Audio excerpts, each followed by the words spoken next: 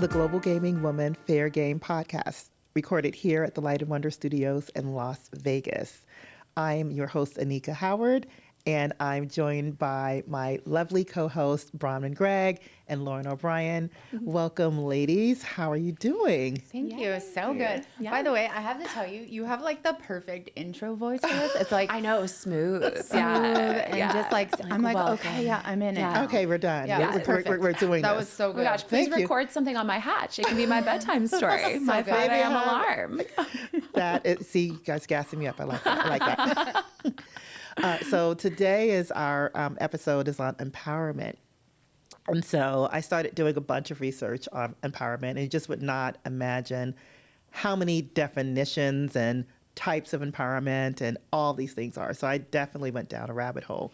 But I did settle on a definition and some categories of empowerment that I think can work for what we're talking about today. So I'm going to share that with you, if that's okay with you, ladies. Yeah. And so empowerment is the process of giving individuals the tools, confidence, opportunities, and authority to take control of their careers, voices, and futures. So I really love that because I think that's really, in many cases, what we try to do with Global Gaming Women. We try to make sure that we empower our members. Mm-hmm. And it goes beyond simple encouragement. It's about moving systemic barriers and fostering an environment where people can thrive. When doing research, like I said for this episode, I think I covered upwards of 15 categories of empowerment, but I settled on these 5. So the first one is individual or personal empowerment. So that's really around enhancing your own self-confidence, self-esteem, kind of your sense of personal agency. So what are things that you do to empower yourself or that people can do to help you reach that kind of sense of enlightenment, I guess. Sorry. I like that. Yeah. Economic empowerment. So, what are the skills, resources, and opportunities to achieve financial and economic independence and sustainability and stability. So I think that's important. I mean, that's kind of fundamental for everyone. I would have never really thought to put that in a category in empowerment, but I like it. I'm following. Yeah. And that's what I said. There were so many, and I was just like, okay, which ones kind of make sense for us? Social empowerment, but kind of how do you fully show up and participate in society? Kind of the access you have to resources, the voice you have in the decision-making process. Political empowerment. We are not a political organization, but just kind of wanted to clear that. Yep. But like, how do you hold power accountable and in terms of policy decisions, et cetera? And then finally, where I think it really kind of resonates the most for what we're doing is organizational empowerment. So creating an organization, a workplace where team members feel valued, have autonomy, and are free to be creative and contribute their best work and basically bringing their best self to work. I remember that when I went on a tour of Zappos, and that was one of the things that we're very, very keen on. Like, how do you make sure that you bring your best self to work? I actually love listening to Bronwen talk about the values at Insight Global because I feel like she lights up and it allows her to be her best self. So absolutely. I actually really like that one. No, so I mean, and kind of that's a perfect segue. Like, what does empowerment mean to you? Like, when you're thinking about, what lights you up and what are things that kind of give you the autonomy and authority to move forward and be your best self? Yeah. Oh, I appreciate you bringing up Insight Global Shared Values. I do light up when I'm talking about them. They mean so much to me. My original answer wasn't necessarily going to be on them, but I think that's a perfect thing to talk about, right? Like I've mentioned on the pod before, my very favorite shared value of all of them at Insight Global is hard character and high work above all else. So it just creates this amazing environment. Yes. Where right, like you're surrounded by good people, first of all, and you could put in a ton of effort on something. It may not be perfect, right? Like we're focused on progress over perfection, but it creates another great one. Yeah, love that. But always that's always a good one, yeah. But it creates this opportunity for us to be incredibly innovative because we're encouraged to fail fast and fail forward, and we're respected and we're valued because of a high character and hard work, and it creates this really innovative environment, and it's so special. And also another one that I love everybody takes care of each other. So you just know, once again, right, like when things happen. I mean, I unfortunately had to be out for an extended period of time. And I mentioned this last season too. I was also out for it. So whatever, lots of family medical dramas. But it honestly became so much. I was like embarrassed. I was like, oh my God, are people going to think I'm like taking advantage or like making this up? It's not like Encyclable's ever had to make me take FEMLA or anything like that. And I remember I got back from one of the recent, long periods of time I had to be out. And I was sitting there in my one-on-one with my boss, Katie Hillary, I love you. And she was like, how are you doing? And I just started crying. I was like, I'm so sorry. And I told her what I just said, right? Like, I'm embarrassed. I feel like people might think that I'm making it up. It's just so much. And she was like, no, Bronwen, you deserve it. We know who you are. You deserve it. We're here to support you. You have nothing to worry about. Everyone has your back. Like, we want to see you successful, and you deserve this time off. You've done nothing but prove yourself, and we trust you, and you deserve it. Okay, well, that's empowerment right there. Yeah, pretty much. Absolutely. Yeah. Yeah. Yes. Yeah. Yeah, I think for me, like you said something that stuck with me, and not just in a professional environment, but at home too, as a parent. You're trying to foster this environment of empowerment and teach a younger generation on how to empower themselves, not only empower themselves, but empower others around them too. And I think one of the things you said was fail fast and fail forward, and understand that mistakes are okay. Yes. And creating an environment where like perfection is not a thing, and understanding that mistakes are going to happen, especially when you don't know what you're doing. Have you ever done anything like what I think about my daughter all the time. Have you ever done anything like that before? No. So you can't get it right every time, right? So just really trying to work on creating that environment. And I think that applies to like home life and work life too. Yeah. And that stuck with me when you said that. Yes. Yeah. It's game changing. It's game changing to have that support and know you have that support and know that everyone around you is operating in that same way. Yeah. And I think that's why allyship is a really key component of empowerment. And that's why I'm really excited for our guest here that we're going to have shortly, Rion Ramirez. He's the Chief Executive Officer for Port Madison Enterprises. And like when I think about allyship, it's, you look at it for not just the organization, but how that individual can make team members feel seen and heard. Like, I love what you were talking about when you shared, like your boss said, you deserve this and it's okay. And so sometimes it's just that simple fact of, having confidence, ownership, respect, opportunity, making sure all those things are in place. And so, because life lifes when life is lifing. Yeah.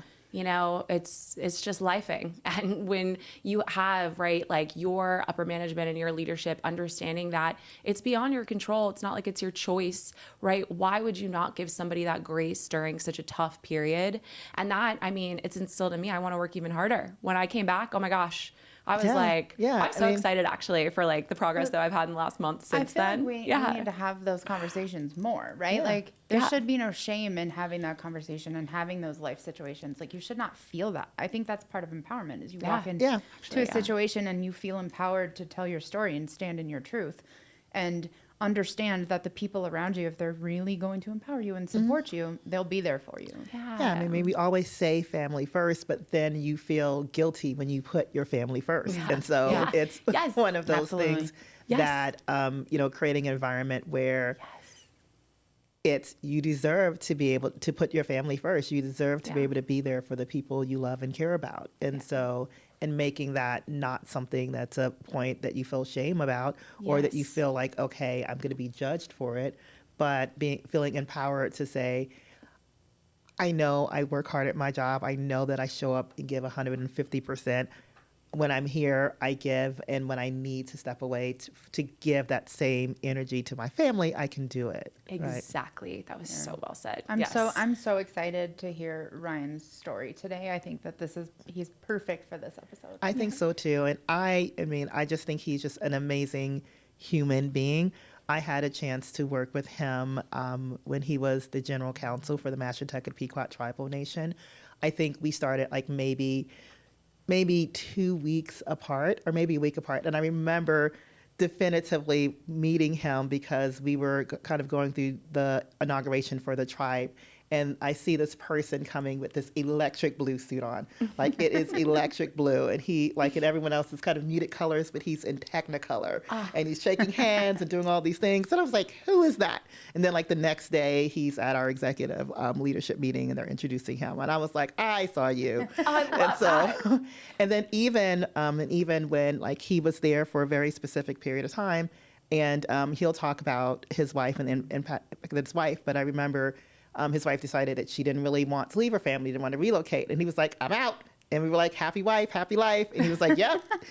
And so Family once first. again, Yeah. family Family first. first. Some of Yeah. those things too. So definitely a model of that, and kind of going back and, you know, just being a good support in his community. And so, but he was just an amazing, you know, influence, and had such a big impact when he was there and on so many different people. And so I just think he's going to have that same impact on our audience. So I can't wait to everyone to hear from him. And with that, he's had an amazing journey. He's been a great advocate, and I think everyone's going to enjoy hearing his story. Yeah, me too. Right. All right, let's get into it. All right. Thank you, ladies. Yeah. Hello, Rion. Welcome to the Global Gaming Woman Fair Game podcast. Thank you for joining us for our empowerment episode. I'm really glad to finally get you here on the podcast, and looking forward to our conversation.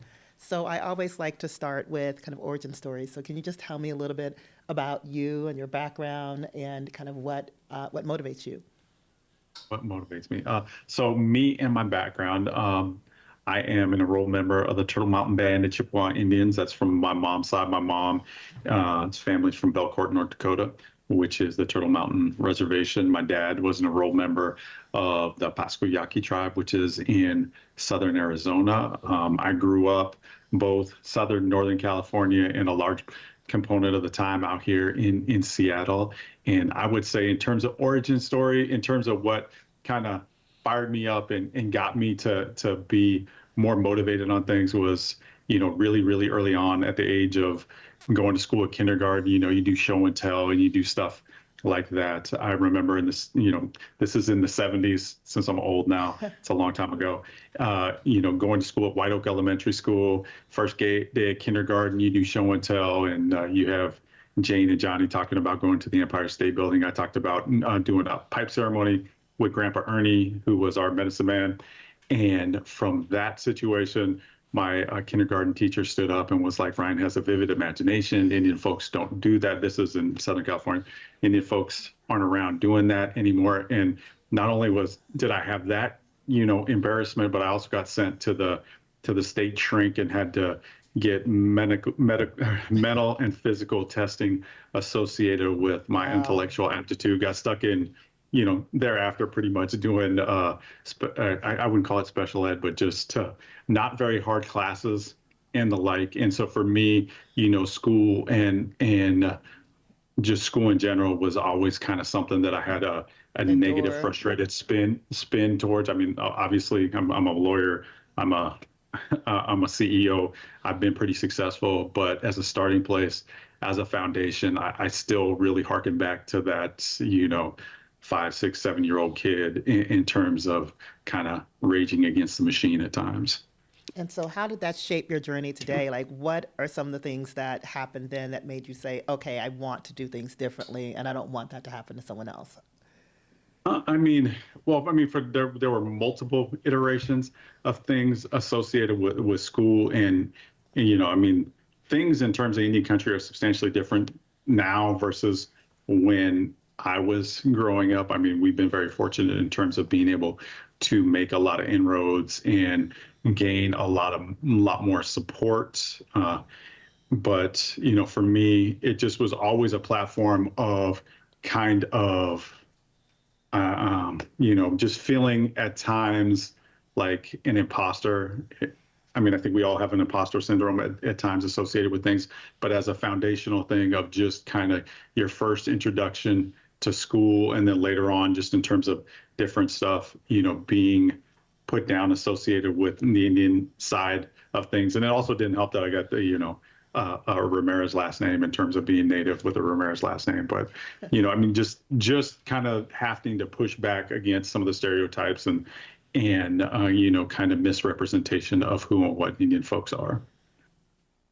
And so, like, thinking about that, kind of moving forward, what are some of the things that you felt were the biggest influence on how you were shaped to who you are today? Like, so kind of started there, raged against the machine, and then kind of when did it start to say, okay, shape, now this is what I want to do?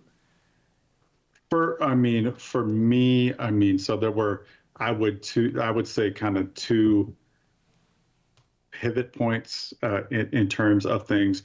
One would be when I was about 15 years old. My father was involved in a head-on car accident, broke his back, was in ICU for over 3 months. They didn't expect him to live, and then they didn't expect him to walk. He walked around with crutches and braces, and literally being a young kid, 13, 14, 15 years old, sitting in ICU with him in terms of, him not being able to go to the bathroom, him not being able to do much of like anything. And, somebody who my dad was an All-American baseball player, was super athletic, was somebody that was, very outgoing and stuff. And to see him kind of fall into depression and fall associated with stuff like that and have to help with the most, smallest of things in terms of not being able to get up, not being able to move your legs, not being able to do anything. Ultimately, he was able to walk around with crutches and braces, but was still significantly limited. That really taught me, the importance of health and, taking advantage of every day that you have in that regard. So for me, that was, I would say, very, very pivotal in terms of life lessons about, being able to take care of yourself and take advantage of the days that you do have. And then I would say my next, probably most important pivot was, having a child very early on. I had a child at 21. Me and my, then girlfriend. Forgive me, we had him out of wedlock, but we did get married.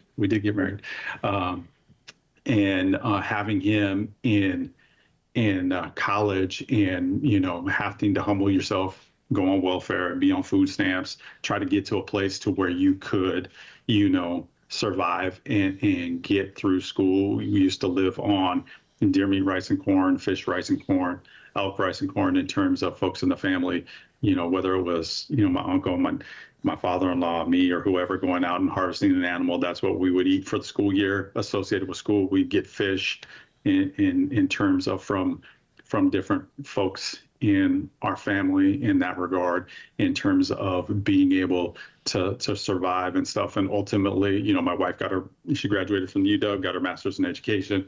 I graduated from the UW, got my law degree and stuff like that. And those, two moments in time, I would say, are the most profound, steps in terms of helping to shape who and what I am. No, that's amazing. What this episode is really about empowerment. And so one of the things that I think is prevalent on kind of your journey and what you've shared so far is that at each step of the way, there was something, but you overcame. And so there's a sense of empowerment. And you talked about, having a child early and kind of meeting your wife. Can you talk about the role that women have played in your journey? Yes, ma'am. Yes, ma'am. Very, very profoundly in terms of, I would say, three women in particular would be my grandmother. My grandmother was born in 1924, was somebody who saw a lot of change throughout her life period, was involved in, a lot of, let's say at least my grandfather was very dysfunctional and not a very healthy person after he came back from World War II. And, just her love and reverence associated with all of us in terms of supporting us was something that was very, very important and pivotal to me in that regard. And then I would also say I grew up a large portion of the time on the Puyallup Reservation working in the Indian smoke shop, which was owned by Gloria Bean, who was a very, very strong Indian woman who was very much about reminding me and all her kids associated with, who and what we are and what our responsibility were as Indian men in terms of being strong leaders, being supportive of our, our sisters, our mothers and our family. In that regard, she spent many, many hours, putting me in my place associated with who and what I am. I credit her a profound amount for, really teaching me to humble myself and work hard in that regard. And then I would say lastly, and probably most importantly, would be my wife. In terms of my wife has really she's really rounded out a lot of rough edges. I mean, even to the point of when I complain or when my kids, our sons in particular, were having turbulent times, she would remind me that I was with you when you were their age, and you were pretty stupid too. So let's give them a bit of grace. And my wife is a tremendous lady in terms of the backbone of our family, but also I would not be even close to the person or the leader I am without her leadership in terms of helping me to be a better person and to really pay attention to, what it's like to be a woman in particular after we have a daughter. Our youngest child is our daughter who's 18 now and getting ready to go to college. But just in terms of the difference of being a 6'3", 6'2", 6'3", man, and the difference of being a woman in terms of what you have to pay attention to, what you have to, learn in terms of, when you're, whether it's, we go to, the sporting event in terms of, it's different for them to go by themselves in terms of paying attention to the environment and stuff that they're around, or just in terms of paying attention to the people in the broader community versus being a man and a woman. And my wife has done a tremendous job of helping to shape me to be much more empathetic and understanding associated with that side of the table. No, I mean, thank you for sharing that.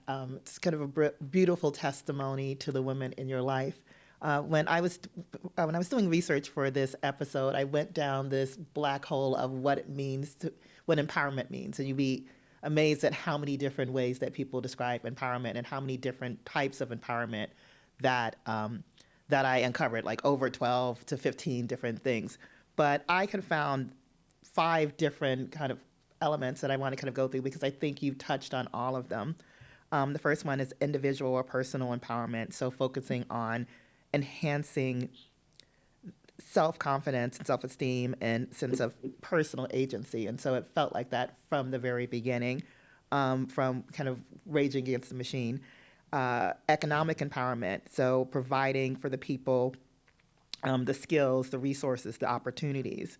Social empowerment, participating fully in society, and then political and organizational empowerment. And so I want to pivot a little bit and talk more about now kind of professionally, you've kind of all these things that have shaped who you are and have helped you have a more empathetic and view of kind of what people go through. So when you look at now, you're working for these tribal enterprises and they often blend tradition with modern business.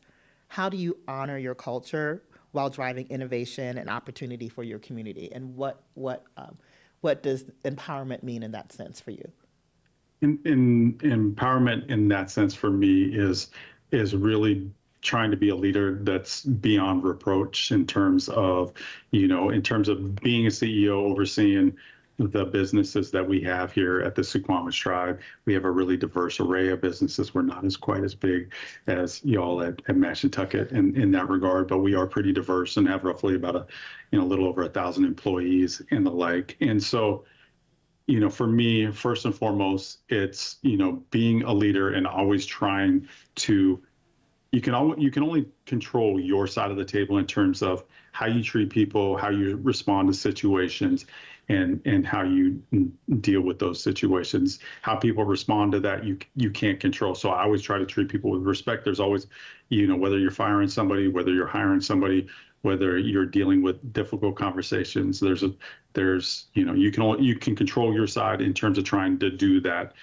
the right way. And I always try to be beyond reproach associated with that, as well as just for my overall background in terms of trying to, be a good, solid human being. In terms of in particular, in terms of leadership associated with women on that side of the table, I think it's important to be empathetic and mindful of how you do things. So one of the things I try to promote is, whether it's in terms of hiring folks, one of the things I really promote is that, it's important to have, a man, a woman, and a tribal leader, not tribal leader, but a tribal member associated with when we hire and do stuff like that, because, there's a lot of those relationships. In one, I look at the inclusion of a tribal member as important, because we're bringing a lot of these people into our community in terms of how are they going to fit. And, having somebody from the community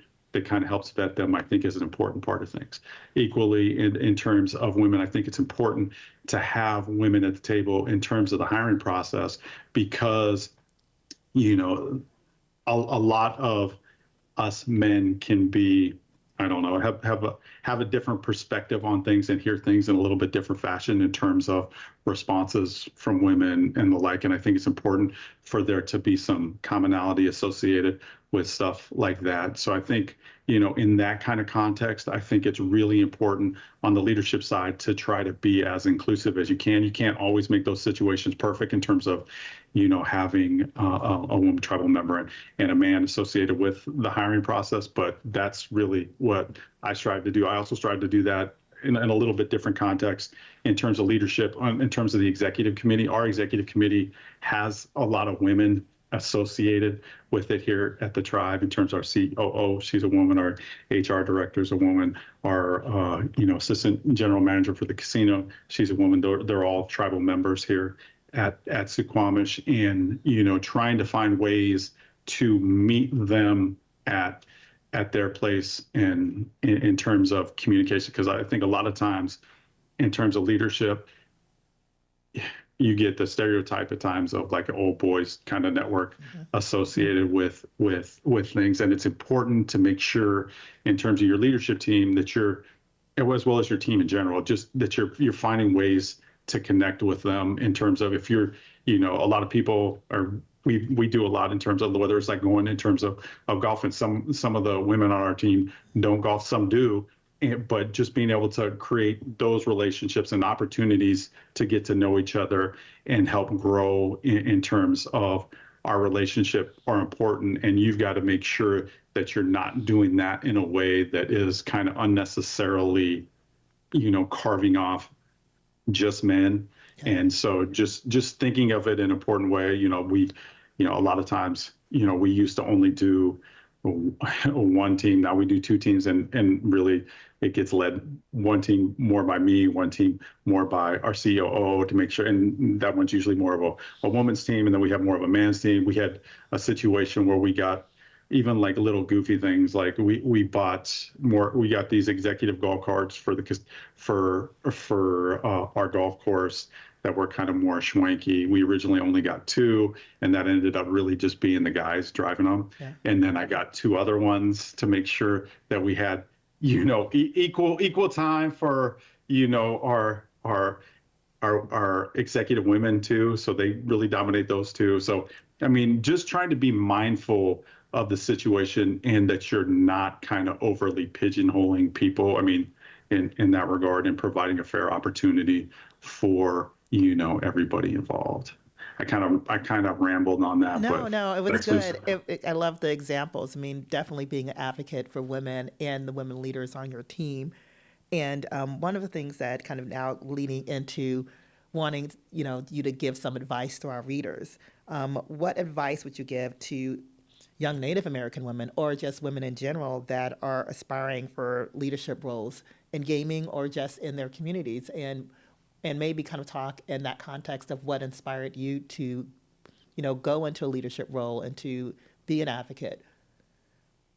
Well, in terms of leadership roles for women, I think in terms of any country, we're pretty fortunate in terms of we have a long history of women in leadership. I mean, even if you look around at things now, whether it's in the political context, in terms of like, the Deb Hollands of the world, the Sharice Davids of the world, Yeah. the Peggy Flanagans of the world, in terms on the political side, in terms of the non-Indian world, those faces really predominate in terms of being women in leadership roles. And so I think, our women in particular get the opportunity to see, their face and their culture displayed in ways that, that I didn't grow up having the opportunity to see. There really weren't many, Native Americans in that kind of context that I saw. And I think that's really, really outstanding for somebody like my daughter to be able to have somebody to look up to, or, be able to, get to spend time and talk with and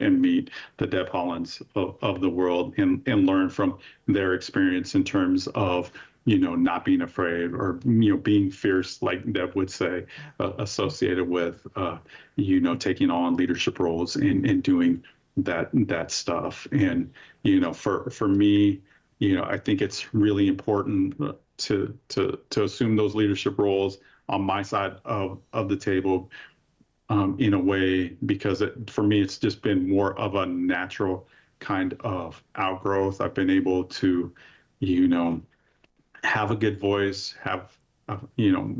be pretty educated, feel that I'm pretty smart in terms of being able to take on issues and have a unique perspective in terms of, I feel like I've done a really good job of being able to manage the relationships in terms of bringing in voices to the table that are, comfortable in terms of being able to give competing views, and everybody at our leadership table knows that their voice is important to me, that I care and love them all and value their opinions. I may not agree with them all the time in that regard, but I want to hear their perspective and I'm going to value their perspective. And I think that's, as a leader, the most important part of things, whether you're a man or a woman.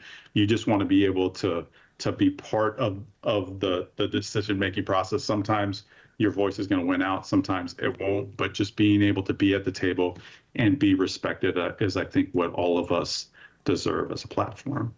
I mean, I absolutely agree. One of the things that I really enjoyed with working with you, and, it was kind of for a short but very impactful time when you were general counsel at the Mashantucket Pequot Tribal Nation, is that just came in and you were able to build consensus. We were able to really drive and unify and get a lot of things done in a very short period of time. And so definitely hearing your story and has been very inspirational for me. What advice, and this will be the final question in this section, do you have for other men in your position that, we want to have more male allies? What advice do you have to men in leadership in terms of how they can be supportive and lean in?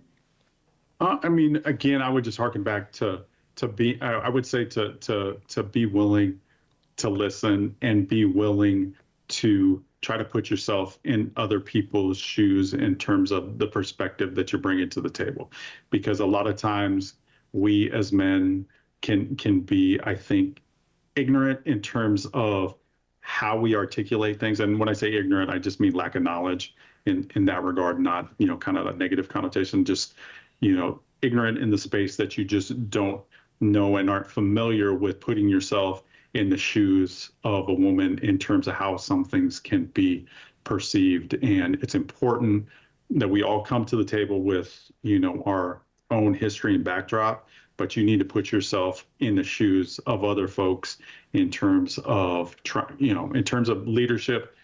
If you want to really be a successful organization or a successful leader, you need to be able to have good relationships, both with men as well as women, and you need to value their opinions equally. And they need to know that coming in. Otherwise, you're going to put yourself in a situation that isn't very healthy for you or the organization as a whole. And, I think being in a position of leadership requires that you be able to lead men, women, and everybody in between. And that means that you have to value their opinions. That means you have to give them the resources and the support and help them grow. And you can't put yourself in a position where it's just you and the old boys network of folks. You need to expand your horizons, and you're going to be a better organization for it. You're going to be more successful for it, and you're going to have more success because of it. Oh, thank you. That's a perfect ending. So thank you for your time and your advocacy and your support. So we've established a tradition here at the Global Gaming Woman Fair Game podcast where we do a rapid fire question session at the end. And so it's just a little bit of time to get to know each other a little bit better, and to, for our audience to get to know different things about our guests. I'll do it with you. So do you have a little bit of time to do this? Yes, ma'am. Yes, ma'am. All right. Yes, ma'am. Bring it. Bring it. Let's go, Anika. So the first one. Let's go. Spend money on a dream house or travel the world? Dream house. Travel the world. Okay. Music or quiet? I'm sedentary. I'm pretty. I am like a rubber band. You kind of like to go. Throw you everywhere. Yes. Okay. So music or quiet? Music. Music. Me too. Organized to the smallest detail or controlled chaos or something in between? Organized to the smallest detail. Controlled. Sorry. You've met me. Controlled chaos. Go forward in time or go back in time? Go back in time. I would go forward in time. Interesting. Why go back in time? Go back in time. I would like to be able to go back in time and see some of my family members in the past and see what the real is. Where the real is. Yeah, kind of what they told you versus what they actually did. Yeah, what their imagination has created versus what the real was. I love it. So, Rion, thank you so much for your time today. This has been informative, fun. I'm glad, get to know you a little bit better, and appreciate everything that you have done and you continue to do. Thank you. Likewise. Thank you. Thank you for all that you're doing. And I think this is an important topic. So thank you very much for putting in the time.